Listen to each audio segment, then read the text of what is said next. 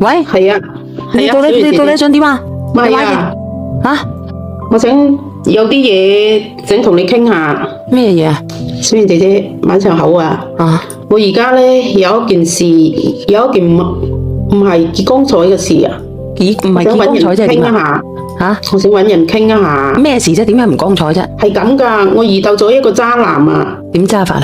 我而家咧已經俾佢侮辱咗咯，但係個死渣男咧又唔想負責任，真係侮辱啊！係啊，我就係想問你點算啊？有冇辦法叫佢負責任咧？點侮辱法先？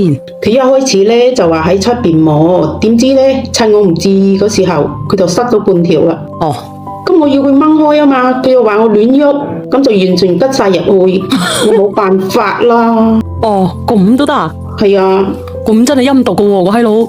就係咯。咁你咪好陰功咯。所以我咪係唔知同邊個講口咯，想同你揾你傾下咯。你講啊，我真係我急開頭撩嘅，真係嘅。我係咧，我係夾硬俾佢侮辱噶。後來我俾佢侮辱咗之後咧，佢話我已經屬於係佢個女人喎。咁你屬於，咁你係咪屬於佢個女人啊？你有冇家庭嘅？我有家庭噶，而且佢亦有家庭噶。佢有家庭，你又亦有家庭，咁你都咁樣可以俾佢侮辱得嘅？我真係唔明白你喎。就係咯，佢嗰次啊，佢話每個月俾600蚊我，而且我去嗰度買燒鴨啊，都唔使收錢嘅。哦，佢同佢老婆又喺度搭檔賣嘢啊嘛，係嘛？咁佢老婆收完錢之後咧，佢每一次約我出去都會傾偈，都會轉翻俾我噶。傾咩啊？即係約我出去食飯啊，傾偈啊，即係乜都講嗰啲咯。傾乜鬼啫？即係傾嗰啲反正係男女嘅嘢，乜嘢都講咯。男女之間有咩嘢傾啊？嗰時咧，但係就係喺上個月啦，個死渣男叫我出去，咁又冇去旅館喎。你知佢有幾孤寒啊？幾孤寒啊？佢叫我喺佢隻車上俾佢搞2次，你話死唔死？咁你點解要同佢喺隻車上邊啊？我又問你啦。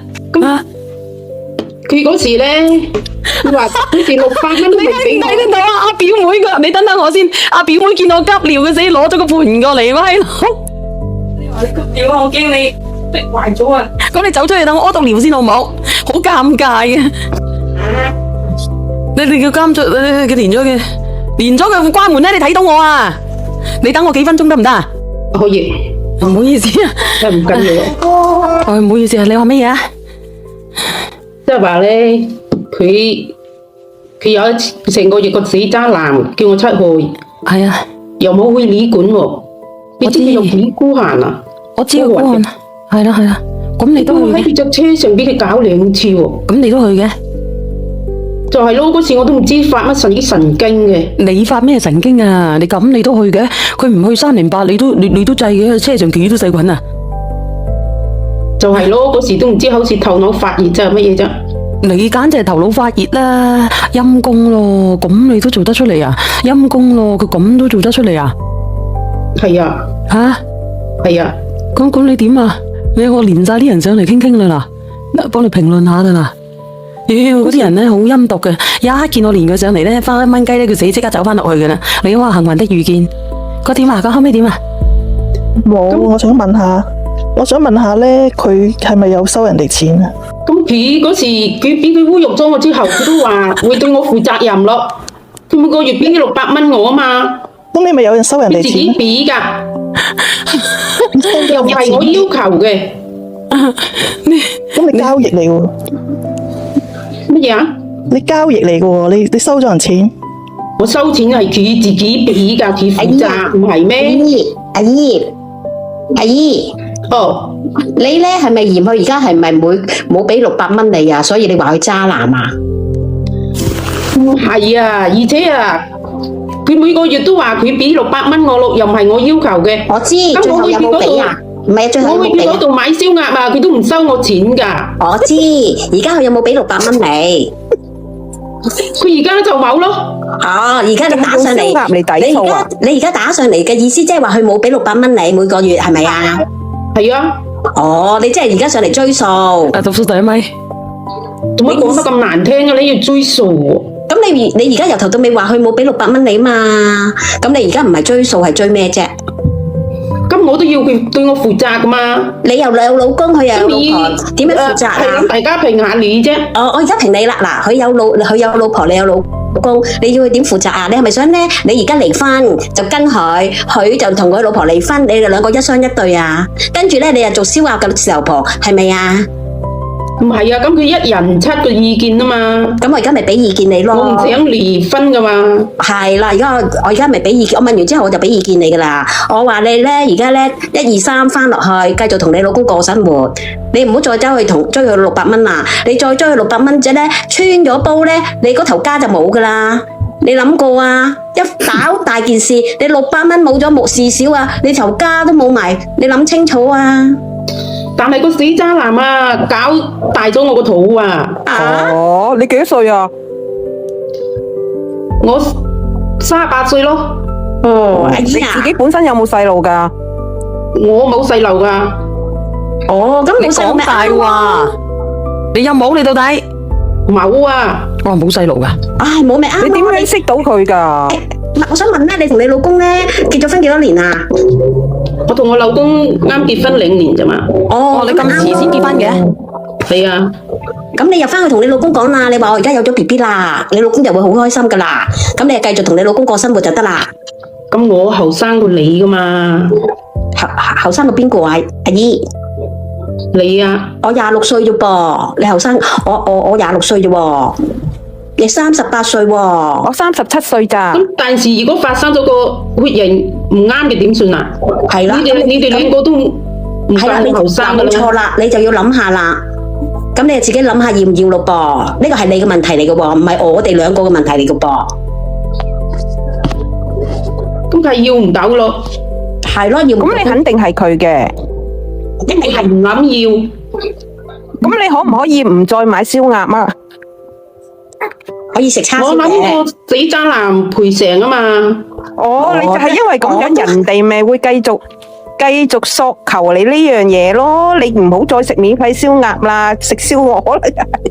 嗱，小圓姐姐，我都係話佢上嚟追數噶啦，佢而家要攞賠償啊！你想要幾多啊？你想去賠幾多俾你啊？我係追賠償，但係我知我又唔係講追佢好多。再講幾多啊我又唔知道俾幾多喎。咁你首先你會唔會要呢個細路先？呢個細路我肯定唔要噶啦。咁嗰個人知唔知啊？咁所以我咪打電話同佢講咯。講咗未啊？佢點意講咗啦思啊？佢點意思啊？佢話唔關佢事喎，叫我自己搞掂。咁我條氣梗係唔順噶啦，你話點算啊？咁你哋契咗幾多次啊？咁佢好多次噶。好多次啊！咁鬼長阿姨啊，咁啊，不如咁樣啦，我教個辦法俾你啊！咩辦法啊？你係咪想一定要追到啲錢先？梗係咁，佢都要對我搞大我個肚，佢都要對我負責噶嘛。咁你就去鋪頭度拉橫額，唱佢，佢會揞住你個口噶啦，攞啲但係我唔想俾我老公知道啊嘛。咁咪係咯，我頭先已經同你講咗啦，你想唔想要呢條家？我呢頭家我梗係要，但係我個蘇蝦佢搞大咗我個肚，咁我而家又唔俾錢佢都要負你，責噶。我而家又唔俾錢你，咁你想點啊？喂，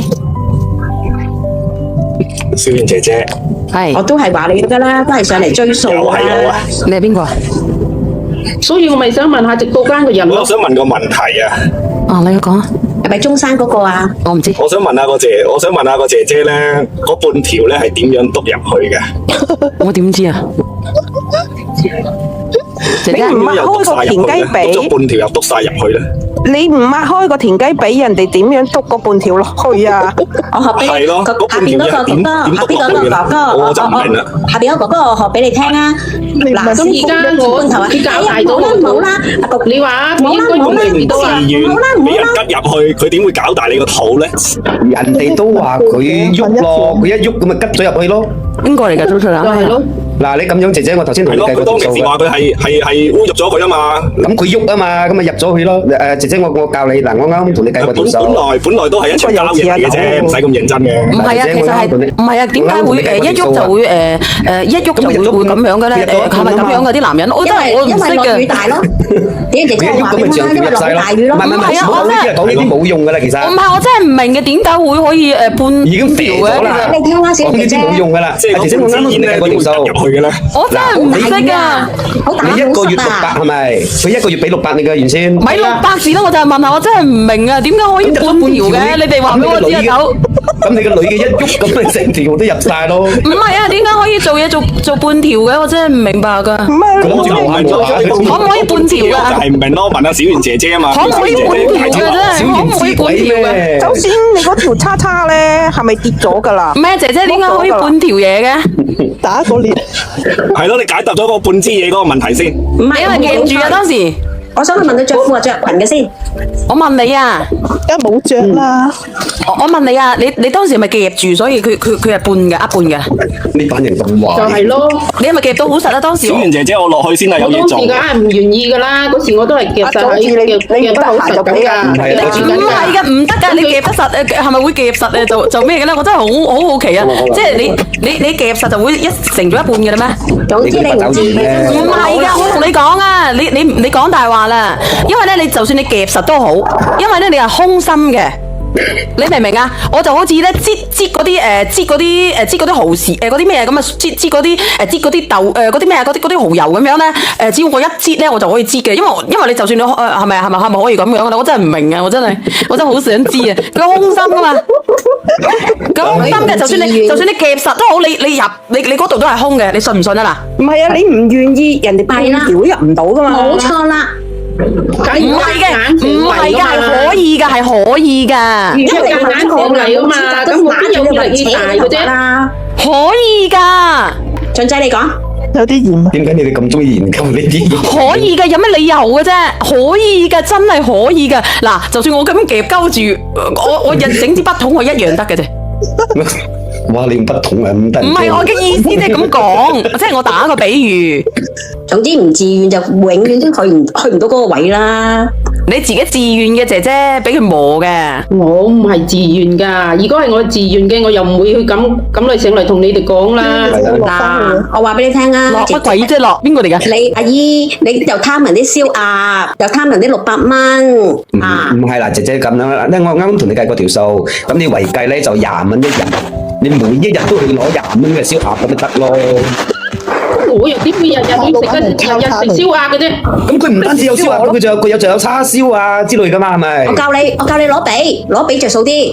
但係嗰度冇燒田雞髀咧。冇攞隻髀。佢當嘢有啲㗎，你哋唔好估啦。嗰檔嘢咧，仲有啲咩賣㗎？乳鴿咯。邊個嚟㗎？乳鴿嗰度有個乳鴿。有生腸噶嘛？要先俾佢老婆噶。嗰個俊仔都話。哦，你嘅意思即係話啲錢要先俾佢老婆，到時候佢老婆又唔轉翻俾你。唔係，我想問下，你肯唔肯定嗰個係嗰個燒鴨嘅先？佢係咪叫係啊？啊？佢周圍收600㗎。咁會唔會係阿燒鵝㗎？佢每個月俾我600啊嘛，咁我去買燒鴨嗰時，佢就唔使俾錢咯。就算俾咗啊，俾咗佢老婆之後，佢都會轉翻俾我㗎。係啊，我想問下你啦，咁咪教你。如果你一路肯定係佢啦，我冇其他人㗎。唔係啊，即係我又想問下你啦。咁你老公呢？如果你一路都係咁樣買燒鴨食，一路都係唔使錢，你係咪一路都會食佢燒鴨啊？唔係啊，食一條。又唔係會日日去食啊嘛？點會一路都會食嘅啫？即係燒鴨嗰度俾你哋就話嗰個 BB 係佢嘅。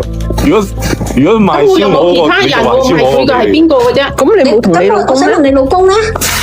咁我老公唔而家係翻喺屋企啫。咩啊？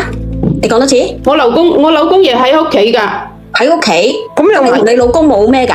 有周公之禮㗎嘛？但係我老公佢咪係結掂水啊嘛。掂水有㗎嘛？姐姐唔啱啊，唔啱啊。反正唔係我老公。掂水唔代表佢唔得㗎嘛。係啦，冇錯，掂水都有得噴啲水出嚟㗎嘛。